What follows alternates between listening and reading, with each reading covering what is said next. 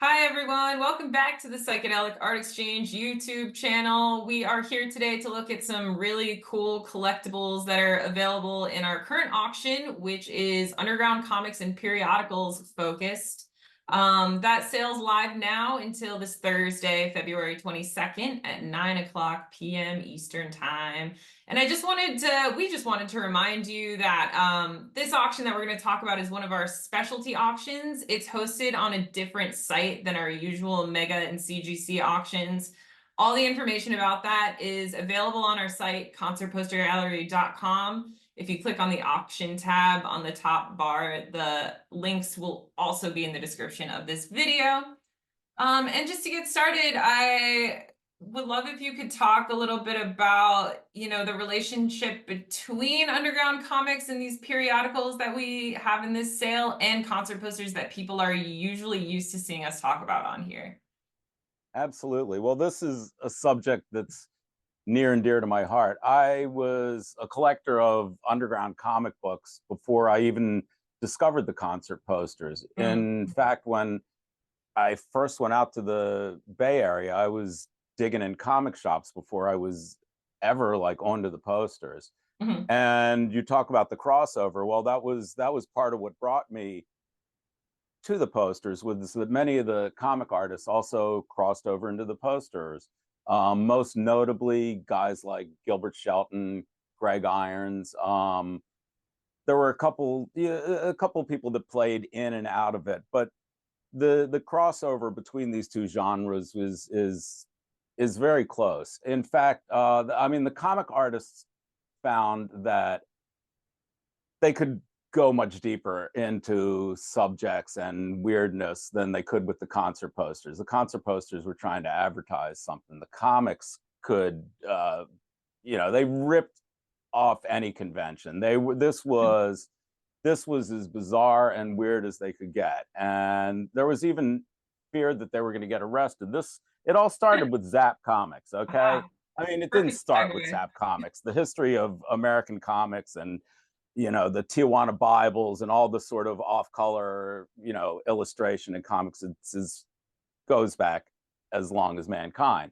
Sure. But the underground comics of the 1960s started with Zap Comics, which Crumb was apparently so paranoid about selling the thing that they were selling it out of a baby carriage. So, and this first issue, which this was not a first printing, this has been, many of these comics have been printed multiple times. I Right, mean, there as with are, posters. yes, even more so with with the comics. The comics are almost dizzying. In fact, here, let me grab another prop.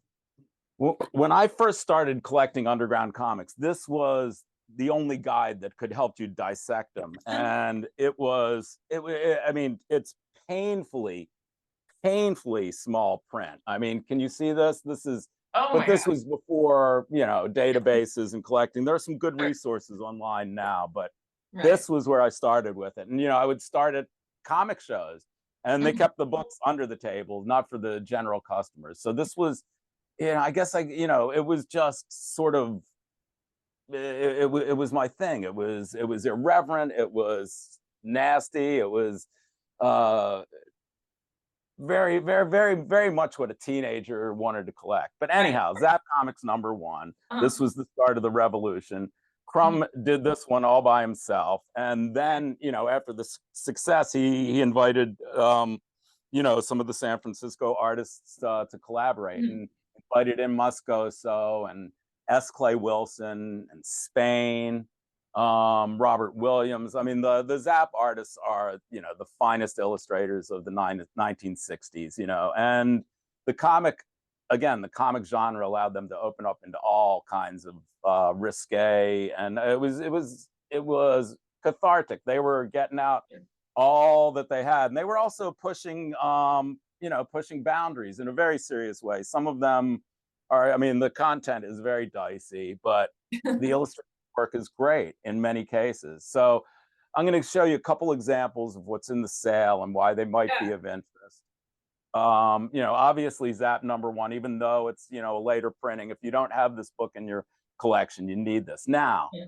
there are a couple of really rare and interesting books, like this San Francisco comic book #1 with a cover by Rory Hayes. He was a real interesting guy. I mean, all of these guys were, not exactly right, and they got it out through their comics. But San Francisco comic books #1. Mhm. After Zap, the Freak Brothers is obviously the most popular Uh-huh. series. Gilbert Shelton, who was a Texas writer, and he also did many of the posters in the very, very early days of the Vulcan Gas Company in Austin. Uh-huh. Shelton is, yeah.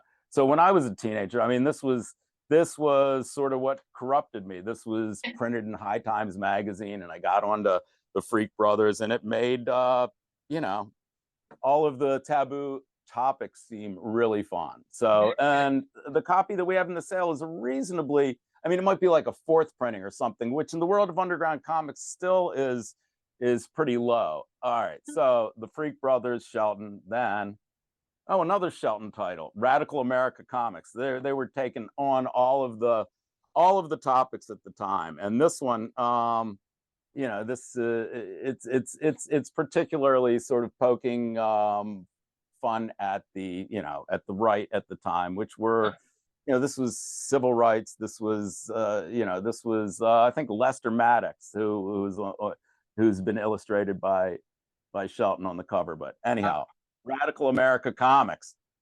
That seems pretty cool. And different regions of the country had different illustrators and different cartoonists. This is the Bijou Funnies, and this cover was done by Skip Williamson. Skip Williamson was underground comic guy, but he was also the art director at Playboy for some time. Uh-huh. And there's a couple wonderful artists that show up in Bijou, as well as the ones, Crumb shows up. And but this was also the place where Jay Lynch made some comics. Jay Lynch, is a favorite of mine. He's somebody that I got to spend some time with several years ago. And Yeah, we both did. That's a great story. that's another story. We should unwrap that someday. We'll talk about that another time, but we did have a pretty interesting afternoon with the guy before he died. And so now we're getting down to my personal Greg favorites of the genre. Irons. Greg Irons. So Heavy Tragic Comics. This is all Greg, and I mean, Greg is. I mean, he was an amazing illustrator, cartoonist, poster artist. He was just a brilliant guy. I'm Yeah. flipping through. I mean, it's really hard to find an appropriate page that would. It was, I mean, I guess the center page.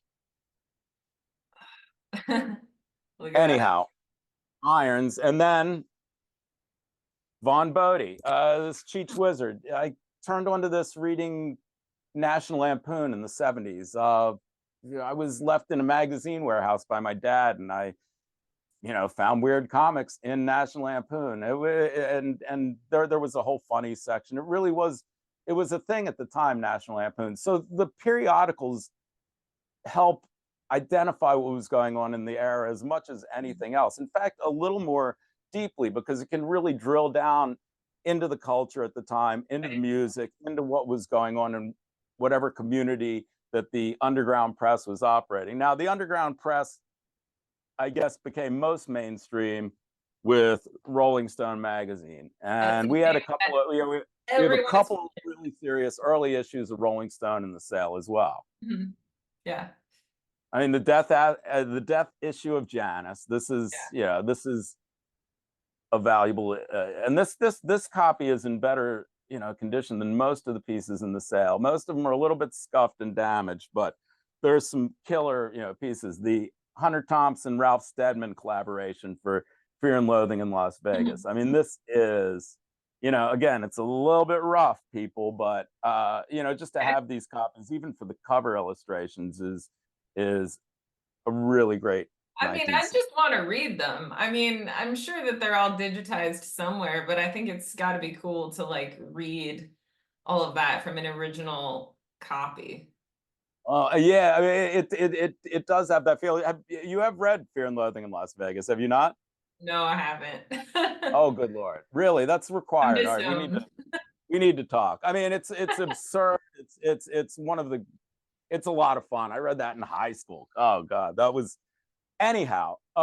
Moving on to the underground press, and the most probably important of all is the underground paper that was going on in San Francisco in the Mhm. Haight at the time. This is the San Francisco Oracle, and this is a really, really fine copy. Yeah, the Oracle was part of the community. It was and copies don't exist nearly in the Right. in what you would expect. So this is a real opportunity. There There's were several only like copies of it. 9 issues or so, like, there were not very many.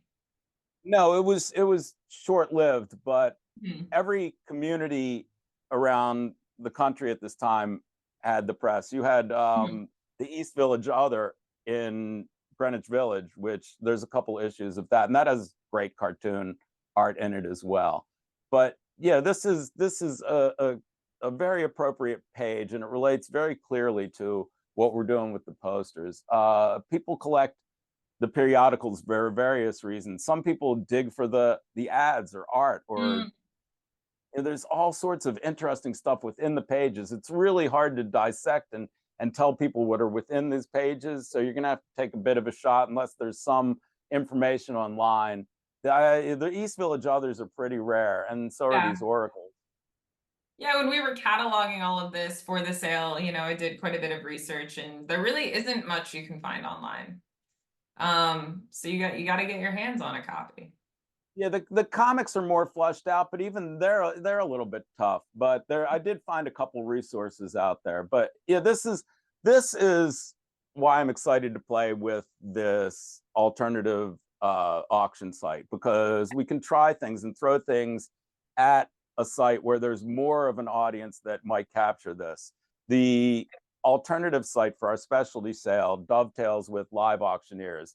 Live auctioneers buyers have to pay an increased buyer's fee. So that's why you should register on Mhm. our end. But yeah, we're going to be popping in with all kinds of interesting sales that don't necessarily fit into our main poster gig. So keep an eye on the site, subscribe to our emails, even though you'll be hearing from us a lot. And, more of this kind of stuff will be popping up along the year. Yeah, and it should be noted that there are some posters and handbills in this auction as well. So if you're digging for those, just check it out. There's some cool stuff Uh, buried It, it's also to give a taste of the posters to that greater collectors market. The in there. more that we can grow this market, the more that we can get people interested, the more fun it gets, the more interesting it gets. Well, there you have it. Um, Again, this comics and periodicals auction is live until this Thursday, February 22nd.